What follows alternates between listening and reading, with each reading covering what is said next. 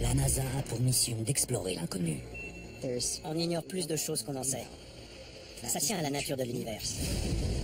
Avide de réponses, elle envoie des scientifiques dans l'espace et des sondes au-delà de la limite de notre système solaire. Prendre des risques, c'est obligé si on veut faire des découvertes. L'exploration spatiale, c'est comme craquer une allumette. Sans savoir ce qui rôde dans l'ombre. Ça pourrait être n'importe quoi. On ne sait jamais ce qu'on va trouver.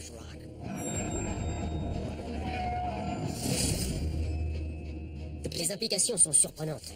C'est la plus grande découverte scientifique de l'histoire. L'analyse des photos de la NASA jette-t-elle le doute sur le plus grand exploit de l'humanité? Que s'est-il passé sur une route du Texas? C'était un véritable ovni. Mais le gouvernement a menti. Ça change tout. Les différentes missions de la NASA ont révélé des anomalies qui laissent perplexes les plus grands scientifiques. Découvrez les dossiers de la NASA. Ingénieur aérospatial, John Schuessler a enquêté sur des phénomènes dignes de la série X-Files. John Schuessler voulait prouver que les ovnis et les extraterrestres existaient réellement. C'était un ingénieur extrêmement compétent et fiable. En février 1981, il reçoit un appel. Un ovni a été aperçu dans la banlieue de Houston. C'était un véritable ovni. Mais le gouvernement a menti. C'est une affaire très étrange et toujours inexpliquée. 29 décembre 1980, 21h. Betty Cash circule sur une petite route près de Dayton, au Texas. Avec elle dans la voiture, sa meilleure amie Vicki Landrum et le petit-fils de cette dernière, Colby, 7 ans. Soudain, ils aperçoivent un objet très brillant dans le ciel. Il est immobile à une vingtaine de mètres au-dessus de la route. Morte de peur, Betty pile à moins de 40 mètres de l'objet. Elle sort de la voiture et brusquement, elle sent comme des brûlures sur tout le corps, tout comme Vicki et Colby. La chaleur était intense. Or, même au Texas, il ne fait pas chaud à ce point. Betty retourne à la voiture, mais elle arrive à peine à ouvrir la portière. Sur tout le côté du véhicule, le métal était brûlant. Ce n'est pas la seule bizarrerie dont Betty va faire l'expérience ce soir-là. Et puis, des hélicoptères ont surgi de nulle part. Étaient-ce des appareils militaires? Ils semblaient pourchasser ou escorter l'objet qui s'éloignait. D'où venaient ces hélicoptères? Que faisaient-ils là? Pourquoi?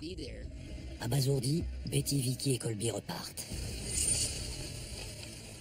L'incident n'a pas duré plus de 20 minutes, mais il a bouleversé leur existence. Peu après, tous trois manifestent des symptômes étranges. C'est surtout Betty Cash qui est de plus en plus mal. Ses cheveux tombent par poignées. Elle finit par aller voir un médecin qui lui dit « Vous avez les mêmes manifestations que les survivants de Nagasaki et Hiroshima après l'explosion de la bombe atomique. » Comment expliquer ce qui s'est produit? Les spécialistes évoquent les symptômes d'une irradiation. À la sortie de l'hôpital, bien décidée à comprendre ce qui lui est arrivé, Betty Cash contacte la NASA. Le centre spatial Johnson nie toute implication de l'agence spatiale. Cependant, il met Betty en relation avec l'un de ses ingénieurs, John Schuessler, qui dirige un programme d'enquête baptisé Projet Visite. Le projet Visite avait pour objectif de prouver la réalité des ovnis. Quand Vicki et Betty ont appelé pour faire part de leur expérience, une enquête a été lancée immédiatement. John Schuessler se rend sur place. Il découvre entre autres que cette portion de route semblait avoir été retournée et fraîchement goudronnée peu de temps après l'incident. L'ingénieur cherche des traces des radiations susceptibles d'avoir rendu Betty Cash malade. En vain. Il décide alors de se pencher sur la question des hélicoptères. Il contacte les bases aériennes locales pour savoir quels appareils étaient de sortie ce soir-là. Toutes les bases au Texas lui ont répondu « Aucun de nos hélicoptères n'a décollé. Ce n'était pas nous. » Elle ne mentait pas. C'était vrai. Les enregistrements des données de vol le confirment. c'est une nouvelle impasse. Mais alors, d'où venaient ces mystérieux hélicoptères? Des années plus tard, William Burns enquête lui aussi sur cet incident. Il apprend qu'une unité secrète d'hélicoptères furtifs avait été créée par le président Carter à la fin de son mandat. C'était une unité de combat de nuit ultra secrète, placée sous le commandement de l'Intelligence Support Division. Et c'est elle qui était mobilisée ce fameux soir. William Burns est certain que la mésaventure de Betty Cash est liée à la mise au point d'un appareil à propulsion nucléaire. C'était un appareil de ce type qui était testé. Le moteur nucléaire a surchauffé et pris feu. Comme il menaçait de fondre, on a chargé l'unité secrète d'hélicoptères de se rendre au Texas, de récupérer l'avion et de le larguer dans le golfe du Mexique. Mais cette explication ne convainc pas tout le monde. Elle soulève trop de questions. Je ne crois pas qu'il s'agissait d'un appareil américain top secret. J'ai travaillé sur des avions à propulsion nucléaire. Ce n'était pas ce qui volait au-dessus du Texas. En outre, si la maladie de Betty Cash avait été provoquée par des radiations, John Schuessler en aurait trouvé des indices. Or, ça n'a jamais été le cas. Il s'est passé quelque chose de très bizarre. C'était un véritable ovni. Mais le gouvernement a menti. Pour John Schuessler, Betty Cash a été bombardée de micro-ondes générées par un engin expérimental. Mais tant que l'armée n'aura pas publié d'informations nouvelles, la mésaventure terrifiante de Betty, Vicky et Colby demeurera inexpliquée. À suivre, des photos truquées pourraient-elles remettre en question le plus grand exploit scientifique de l'histoire de l'humanité?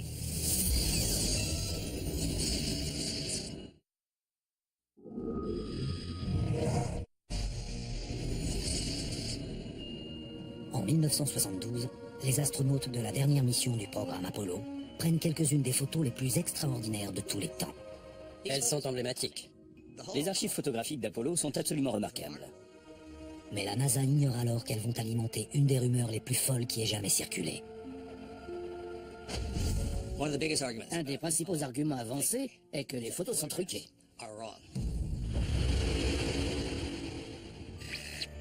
Les images de la Terre diffusées par la NASA comptent parmi les plus célèbres du monde. Elles témoignent de la réalité du voyage dans l'espace et de l'existence d'autres mondes. C'est grâce à elles que nous connaissons l'univers. Mais pour certains, elles sont la preuve d'un complot parfaitement organisé. 12 décembre 1972. Dans une vallée lunaire, Harrison Schmitt, astronaute du vol Apollo 17, effectue l'une des missions les plus difficiles de l'histoire de la NASA. Le facteur temps est essentiel dans l'espace. Il faut absolument accomplir les tâches dont on a été chargé, mais on ne sait jamais ce qu'on va trouver. Le grand public l'ignore, mais c'est la dernière mission du programme Apollo. Si les astronautes ne rapportent pas ce que les scientifiques ont demandé, ces derniers n'auront peut-être plus jamais l'occasion d'étudier le sol lunaire. C'était notre dernière chance de recueillir des échantillons. Il était prévu que les astronautes passent un temps record à la surface de la Lune. C'était l'ultime mission. Compte tenu du planning particulièrement serré d'Harrison Schmitt, certains s'étonnent qu'il passe autant de temps à prendre des photos. Mais celle-ci s'avère époustouflante. Elles sont emblématiques. Celle baptisée la Bille Bleue est l'une des plus connues au monde. La collection de photos Apollo est absolument remarquable compte tenu des circonstances. Elle est de grande qualité. Ces photos sont censées enflammer l'imagination du grand public. Effectivement, elles ravivent son intérêt pour le programme lunaire, mais pas dans le sens souhaité par la NASA. Il y a encore des gens qui restent convaincus que la NASA n'est jamais allée sur la Lune et qu'il s'agit d'un canular. Une théorie alimentée justement par les photos d'Harrison Schmitt. L'un des principaux arguments avancés est que les photos sont truquées. On ne voit pas d'étoiles sur les photos prises depuis la Lune. D'après James Oberg, cela s'explique par le fait que les astronautes avaient réglé le temps d'exposition de leurs appareils en fonction de la luminosité qui règne sur la Lune. Sur la Lune, la sensibilité d'un appareil photo n'est pas assez élevée pour que la lumière des étoiles impressionne la pellicule. Il faut en tenir compte quand on paramètre son appareil. Au début, on avait seulement changé l'ouverture du diaphragme. Mais ce n'est pas le seul détail qui fait débat. Certains avancent que les objets semblent éclairés sous plusieurs angles, alors que normalement, l'unique source de lumière à la surface de la Lune est le Soleil. C'est l'argument de ceux qui pensent que tout a été tourné sur un plateau. La théorie de l'ombre. On voit que l'ombre de l'astronaute s'allonge vers la gauche, alors que celle-ci est verticale. Pour les théoriciens du complot, c'est la preuve que la scène était éclairée par plusieurs sources de lumière. Ils ont peut-être raison pour la lumière, mais ça n'est pas un complot. En effet, la Lune possède certaines propriétés qui expliquent que les ombres semblent s'étirer dans des directions différentes. C'est ce qu'on appelle la rétrodiffusion de la lumière. Comme un miroir, la surface blanche et brillante de la Lune réfléchit la lumière d'une source donnée dans plusieurs directions. La lumière à la surface de la Lune est très brillante parce qu'elle est réfléchie depuis une multitude de sources différentes. Il est possible que cette propriété donne l'impression que les ombres partent dans tous les sens. Mais cela n'explique pas un point très important. Sur cette photo, si la lumière provenait bien de plusieurs directions, chaque objet aurait dû avoir plusieurs ombres très marquées. Or, ce n'est pas le cas. Par conséquent, il y a une autre explication. Si on observe attentivement la photo, il apparaît clairement qu'elle a été prise avec un objectif très grand angle appelé fish eye, dont la caractéristique est d'exagérer les perspectives. Les ombres semblent alors converger vers le point central. Ça change la direction des ombres. C'est pour cela qu'elles semblent s'opposer. Alors que si on les regarde de dessus, elles sont tout à fait parallèles. D'autres photos prises 40 ans après la mission Apollo 17 prouvent que des astronautes se sont réellement posés sur la Lune. Les images en haute définition prises par la sonde LRO au-dessus de la Lune montrent que rien n'a changé. On voit toujours les traces de pas, le rover là-bas, et le drapeau américain toujours planté dans le sol, comme le prouve son ombre.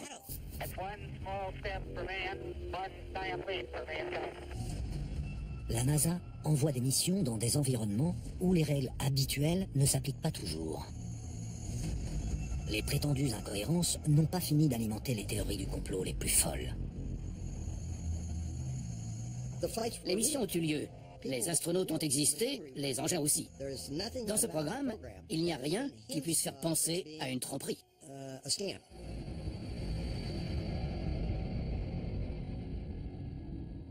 Dans plusieurs zones désertiques, les scientifiques ont découvert l'existence d'une matière minérale dont ils ne comprennent pas l'origine. C'est une patine très étrange qui recouvre la surface de la roche. La formation de cette patine n'est due à aucun phénomène naturel connu sur Terre. Je ne sais pas quoi en penser. On est incapable d'expliquer ce que c'est. Il n'y a qu'un seul autre endroit où on en a trouvé des traces. Mars. Le parc national Canyonlands dans l'Utah passe pour l'un des coins les plus extraordinaires, mais aussi l'un des plus étranges de notre planète. Une de ses principales bizarreries géologiques passe généralement inaperçue des visiteurs. Une patine étonnante dont on ignore l'origine. Le vernis désertique est une patine mystérieuse qui recouvre les roches dans les déserts. En général, noir et brillant, il forme une couche très mince en surface. C'est bizarre. Personne ne sait vraiment comment il se forme. Pour certains scientifiques, le vernis désertique est inerte. D'autres pensent qu'il est fabriqué par des microbes. C'est très curieux. Carol Cleland s'est intéressée au vernis désertique quand elle a commencé à étudier les indices possibles de formes de vie différentes sur la Terre. J'ai envisagé plusieurs possibilités, et celle-ci s'est avérée la plus intéressante. Ces travaux l'ont entraînée sur une piste aussi lointaine qu'inattendue. Il se peut qu'il y en ait sur Mars. On a observé des patines de couleur sombre à la surface des roches sur Mars. Si c'était sur Terre, on se dirait c'est du vernis désertique. Sur la Terre et sur Mars, la composition chimique de ces vernis semble presque identique. Les deux contiennent un mélange de fer et d'oxyde de manganèse, plus d'autres matériaux organiques. Il est très possible que la patine qui recouvre les roches martiennes soit le résultat d'un processus biologique. Si le vernis désertique sur Terre emprisonne et préserve des microbes, il se forme peut-être de la même manière sur la planète rouge, d'où son intérêt. Les traces d'une vie passée sur Mars se trouvent peut-être dans la fine couche noire à la surface des roches.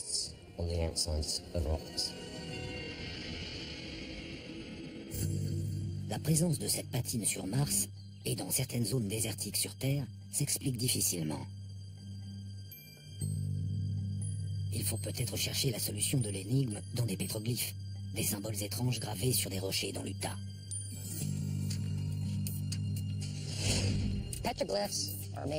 Les pétroglyphes ont été faits par les Amérindiens préhistoriques qui peuplaient ces régions il y a des milliers d'années. Pour cela, ils ont gratté la couche de vernis afin de mettre au jour la roche blanche qu'elle recouvrait. Les plus remarquables montrent des personnages de haute taille, minces et vêtus d'une sorte de combinaison. Tim Franz a relevé d'autres détails récurrents. J'ai recensé 18 sites où les pétroglyphes peuvent être vus comme des représentations d'ovnis ou d'extraterrestres. La plupart des mythes de la création de ces peuples parlent d'une grande tortue venue du ciel. Et c'était peut-être leur interprétation du vaisseau à bord duquel ils étaient arrivés. Les pétroglyphes décrivaient ce que les gens voyaient. Pour les artistes, l'art était une expression de la réalité. On ignore ce que les peuples qui ont gravé ces dessins sur le vernis désertique ont voulu dépeindre exactement. Pour Carol Cleland, cette patine n'est pas une preuve de la venue de visiteurs extraterrestres. En revanche, elle pourrait contenir des traces de formes de vie inconnues. Rien ne nous dit qu'une forme de vie alternative n'est pas évoluée parallèlement à celle que nous connaissons. Le vernis désertique pourrait être le premier signe d'une biosphère fantôme composée d'hypothétiques microbes dont la chimie serait radicalement différente des nôtres. Le vernis désertique est le bon endroit pour chercher une biosphère fantôme. Il est constitué de couches fines de ce qui ressemble à des stromatolites, une des plus anciennes formes de vie terrestre. Le problème est que les instruments les plus puissants en microbiologie sont incapables de détecter des organismes qui diffèrent complètement de nos formes de vie. Ils n'identifieraient pas un ADN très éloigné du nôtre. Autrement dit, il y a peut-être des formes de vie extraterrestres juste sous notre nez, mais nous ne sommes pas en mesure de les reconnaître. La découverte de 2 arbres phylogénétiques différents dans notre système solaire serait le Graal de notre quête. Et s'il y avait 2 arbres, pourquoi pas toute une forêt?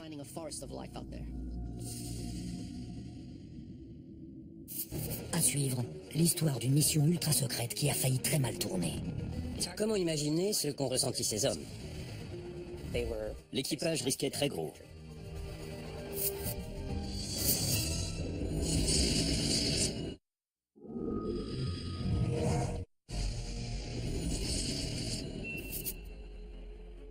Au cours d'une mission ultra secrète, la navette Atlantis est gravement endommagée. Cela peut s'avérer catastrophique. Dans le pire des cas, la navette s'enflamme et explose. La NASA n'a jamais reconnu que l'appareil avait été réparé en orbite, et pourtant, tout s'est bien terminé. Jamais le bouclier thermique d'une navette n'avait subi de tels dégâts. C'était terrifiant.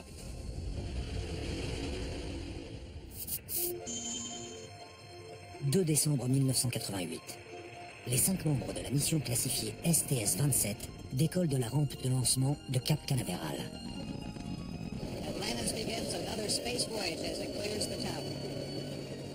Je n'oublierai jamais le spectacle des propulseurs auxiliaires d'où a jailli une lumière plus aveuglante que celle du soleil. J'ai eu l'impression que la rampe et toute la Floride étaient illuminées. Robert Gibson est le commandant de la navette et le chef d'une mission dont aucun des membres d'équipage n'est autorisé à parler aujourd'hui encore. C'était l'une des missions classées confidentielles par le ministère de la Défense.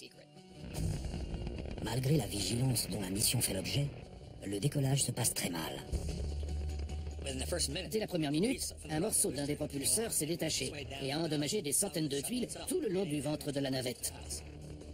On a eu des problèmes jusqu'à ce qu'on se place en orbite. Une avarie est toujours risquée, alors quand ça prend cette ampleur... 8 minutes après le décollage, la navette endommagée parvient à se placer en orbite. À ce moment-là, l'équipage ignore encore tout du danger qui le menace. Comme on voulait commencer à prendre des photos, on a déployé immédiatement plusieurs des caméras. Ce n'est qu'à ce moment-là que l'équipage prend conscience des problèmes. Comment imaginer ce qu'ont ressenti ces hommes en voyant l'étendue des dégâts et en comprenant que la mission et leur vie étaient menacées? Quand on voit quelque chose ou qu'il y a un problème sur la navette, on contacte le MCC, le centre de contrôle des missions. On s'est aperçu que des tuiles se sont détachées. Est-ce que ça va avoir des conséquences?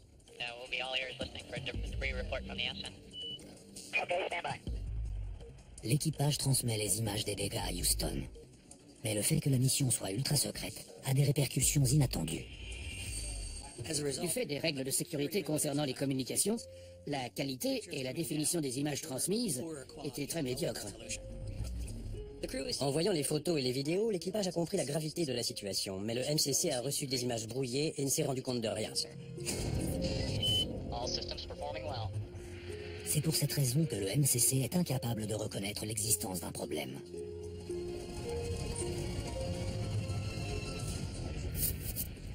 Robert Gibson n'a pas souhaité faire de commentaires à ce sujet.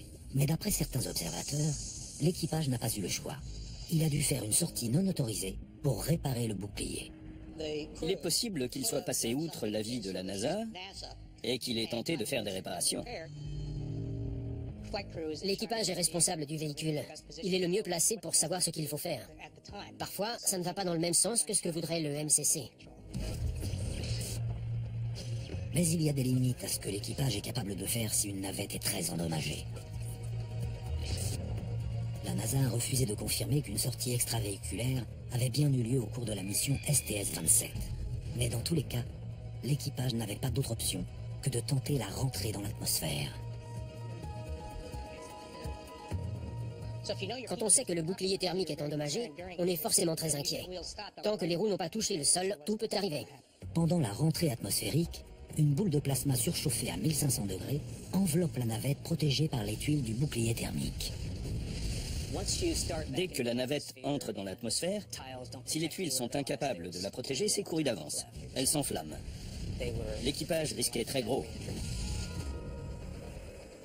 Finalement, Atlantis se pose sans encombre sur la base d'Edwards en Californie. C'est en examinant le véhicule que les ingénieurs comprennent que l'équipage a frisé la catastrophe. Plus de 700 tuiles sont abîmées. C'était terrifiant. Jamais le bouclier thermique d'une navette n'avait subi de tels dégâts. Il tenait à peine. C'est une chance inouïe que les dégâts se soient produits à l'endroit où la protection était renforcée. N'importe où ailleurs, la navette était perdue et le programme arrêté.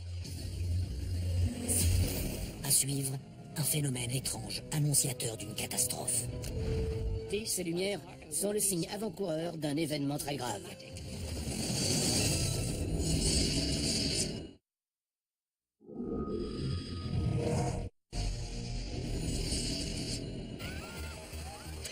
Ce ne sont pas des images infographiques. Ces objets lumineux ont réellement été filmés dans le ciel en Norvège. On voit des boules de lumière qui paraissent flotter dans l'air. Qu'est-ce que ça peut être? Le même phénomène a été observé partout dans le monde. Les gens n'en croyaient pas leurs yeux. Très souvent, il précède un tremblement de terre.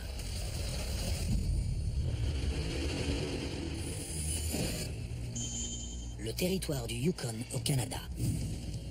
Fonctionnaire à la retraite, Jim Conacher est en vacances avec sa femme. Tous deux passent la matinée sur le lac Tagish. Jim et sa femme remontaient le long de la rive, quand soudain, à 300 mètres d'eux, ils ont aperçu 4 boules lumineuses d'environ 1,20 m de diamètre. Ces objets étaient extrêmement brillants, même en plein jour. Et ils ne bougeaient pas alors qu'il y avait pas mal de vent. Comme s'ils étaient contrôlés par une forme d'intelligence. Il était difficile de croire à un phénomène naturel. Ces lumières se comportaient d'une façon vraiment trop étonnante. Tout de suite, le couple se demande qu'est-ce que c'est. On a toujours des doutes à ce sujet. Les 4 lumières s'élèvent au-dessus des arbres vers le sommet de la montagne en direction de 3 autres boules lumineuses. Elles se rejoignent, puis s'éloignent.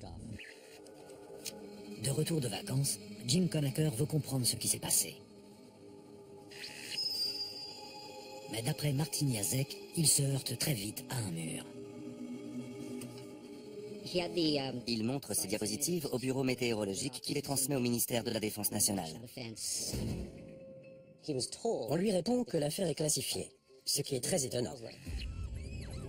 Les conakers ne sont pas les premiers à avoir aperçu ce type de lumière. Le phénomène a été observé partout dans le monde, et la NASA s'interroge. Friedman Freund a mené l'enquête pour le compte de l'agence spatiale et a découvert des précédents historiques.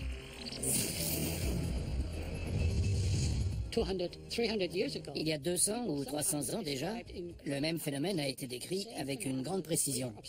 C'est pour ça que je suis convaincu que ces lumières sont le signe avant-coureur d'un événement très grave. Le 15 août 2007, un incident du même type provoque la panique à Lima, au Pérou. Un avion était en approche. Quand le pilote a annoncé à la tour de contrôle, j'aperçois des lumières partout, là, là et là. L'appareil se pose sans problème, mais partout dans le pays, on relève des manifestations similaires.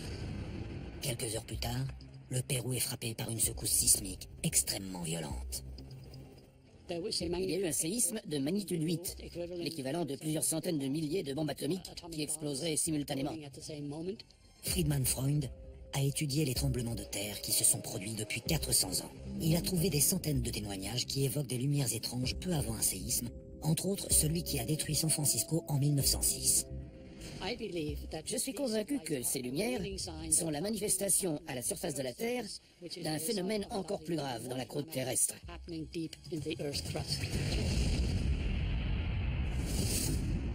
En 2006, ces travaux l'amènent à élaborer une théorie surprenante. Ces lumières pourraient être provoquées dans la croûte terrestre par les réactions d'un certain type de roches qui produisent des décharges électriques. En refroidissant, ces roches se solidifient. Cela engendre la formation de défauts qui, lorsqu'ils sont comprimés, produisent de l'électricité. Dans la croûte terrestre, les roches subissent des contraintes. Ce phénomène libère des charges électriques qui remontent jusqu'à la surface et s'échappent dans l'atmosphère en produisant une réaction lumineuse. Cela pourrait-il expliquer ce que Jim Conacher a vu ce 1er juillet 1973 ? Il ignorait ce que c'était et n'a jamais trouvé d'explication satisfaisante. Le même jour, un séisme de magnitude 6,7 touche la côte de l'Alaska. Son épicentre se trouve à moins de 320 km de l'endroit où les Conacher ont vu les boules lumineuses. La réponse à ce mystère se cache peut-être dans les entrailles de notre planète. Mais la Terre n'est pas la seule à détenir des secrets. Les images de Mercure transmises par la sonde Messenger ont laissé les scientifiques perplexes. C'est une des formations les plus étranges du système solaire. On dirait les pattes d'une araignée. Quand je vois ça, ça m'inquiète. Je me demande ce que c'est. Ces pattes sont-elles des routes ou des tunnels? Quelle est cette étrange araignée de Mercure?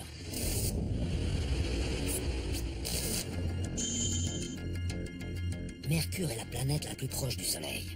En juin 2008, la sonde Messenger la survole, passant à moins de 200 km au-dessus de sa surface. Messenger prend les premières photos en haute définition du bassin Caloris, un cratère d'impact gigantesque, vieux de 3,8 milliards d'années. En découvrant les images du centre de Caloris, on n'en est pas revenu. Ça ne ressemble à rien de ce qu'on a vu sur d'autres planètes. Au milieu du bassin trône un dôme de 40 km de large, d'où part un réseau de fissures étranges.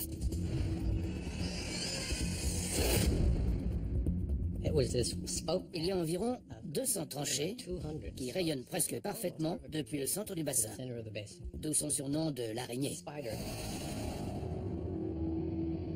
Cette formation géologique très étrange mesure 230 km de diamètre et domine cette région de Mercure. Pourquoi est-ce la seule de ce type sur la planète? Qu'est-ce qui fait sa particularité? Comment a-t-elle été créée? On n'en sait toujours rien. Pour certains, la réponse semble évidente. Ma première réaction a été, on dirait des formes de vie qui creusent la roche. Pour résister aux conditions extrêmes qui règnent sur Mercure, la seule solution serait de vivre sous la surface. Riche en fer, le gros noyau de la planète constituerait une protection certaine contre les températures très élevées et les radiations mortelles du Soleil. Mais tous les scientifiques ne sont pas d'accord. Rien ne prouve que la formation de cette araignée est une origine artificielle. Si le phénomène a bien une origine naturelle, plusieurs explications sont possibles, entre autres celle du volcanisme. Mais l'araignée ne ressemble à aucun autre cône volcanique sur Mercure. L'idée la plus séduisante serait qu'elle a été créée par l'impact d'une grande météorite à la surface du bassin.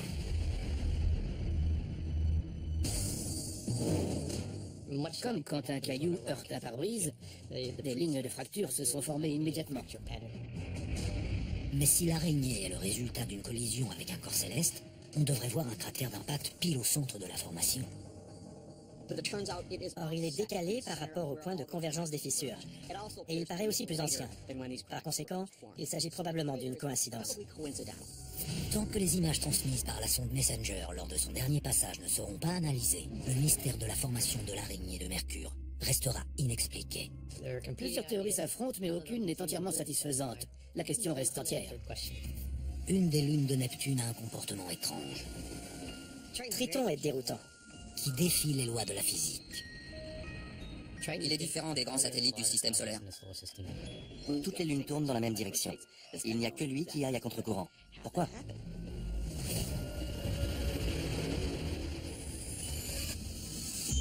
1989. Après un périple de 12 ans à travers l'espace, la sonde Voyageur 2 atteint la géante gazeuse Neptune, aux confins du système solaire. Quand on a vu les premières photos de Neptune, on a tous été emballés. On ignorait ce qu'on y trouverait jusqu'à ce qu'on découvre ces images en haute définition. La mission Voyageur 2 est un triomphe. Mais quand les scientifiques de la NASA étudient Triton, la plus grande des 13 lunes de Neptune, ils sont sidérés. Triton tourne dans le sens contraire des autres. Dans le système Terre-Lune, cette dernière tourne autour de la Terre dans ce sens au niveau de l'équateur. Mais Triton tourne dans l'autre sens. C'est la seule grande lune d'une planète qui se comporte comme ça. À première vue, l'orbite de Triton semble contredire tout ce que nous croyons savoir sur la formation des planètes et de leurs satellites. La plupart des lunes sont nées en même temps que leur planète. La boule de gaz en rotation attire la matière qui s'agglomère et forme une planète. Mais certains débris éjectés donnent naissance à des satellites. C'est pour ça que tous ces objets tournent dans le même sens. C'est logique. Ce qui ne l'est pas, c'est qu'un corps aussi massif que Triton tourne dans la direction opposée. La ressemblance entre Triton et la station artificielle baptisée l'Étoile Noire dans la saga Star Wars est frappante. Alors qu'ils approchent de l'étoile noire, Obi-Wan regarde par le hublot et dit « Ce n'est pas une lune ». Si on voulait se planquer dans le système solaire pour surveiller la Terre, Neptune serait l'endroit idéal pour parquer une planète artificielle. La surface de Triton semble corroborer cette théorie. Certaines zones sont aussi lisses que du métal et réfléchissent 70% des rayons du Soleil. Le satellite Triton est déroutant par son orbite et sa composition. Il est surprenant. Même les scientifiques les plus sceptiques s'accordent à dire que Triton n'est pas une lune ordinaire. Il y a peu de chances pour que Triton se soit formé en orbite autour de Neptune. Ça n'a pas de sens. Ce n'est pas logique. Mais la théorie de l'étoile noire pose un problème. Si je pilotais une planète artificielle et que je décidais de me cacher près de Neptune, je ferais en sorte de tourner dans le bon sens. Triton n'est pas une étoile noire. C'est une lune constituée du type de matériaux naturels qu'on s'attendait à y trouver. Dans ce cas, pourquoi sa surface est-elle aussi lisse? On a observé des éruptions de matière dans l'atmosphère très ténue de Triton.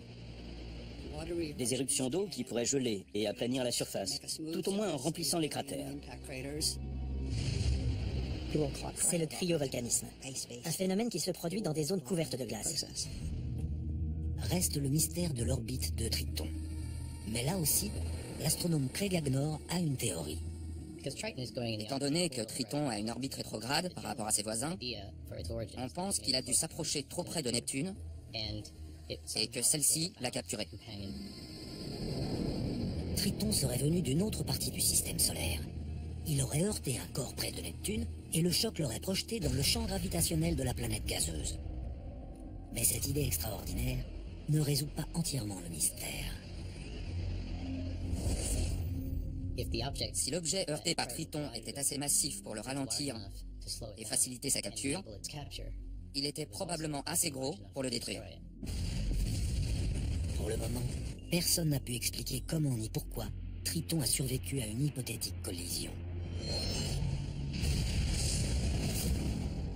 Les astronautes de la NASA risquent constamment leur vie afin de repousser les limites de nos connaissances, même si certains doutent de la véracité de leurs exploits. Les engins de l'agence spatiale ont révélé les secrets de planètes lointaines et tenté de déchiffrer les énigmes de l'espace. Parfois, les réponses se trouvent sous nos pieds.